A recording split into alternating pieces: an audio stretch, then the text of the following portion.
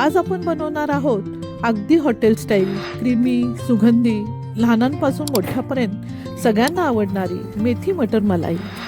यासाठी लागणाऱ्या साहित्याची यादी येथे दिली आहे। एक पेंडी मेथी, टोमॅटो, हिरवा मटार, कांदा, क्रीम, दूध, काजू, मोठी इलायची, कसुरी मेथी, गरम मसाला, जिरे, मीठ, हिरव्या मिरच्या, आले, लसूण, तमालपत्र।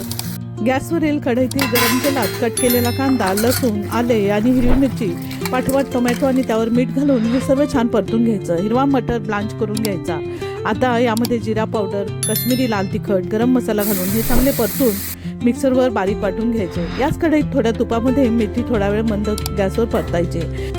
दुसऱ्या कढईमध्ये तूप घालून यात तमालपत्र, काळे वेलदोडे, जिरे आणि वाटलेले वाटण घालून यामध्ये हवे तितके पाणी घालून आणि यामध्ये चवीनुसार मीठ घालायचे। आता प्लेटमधील थंड झालेले मटार, त्या पाठोपाठ मेथी घालून हे सगळे मिश्रण चांगले उकळून यामध्ये दूध घालायचे।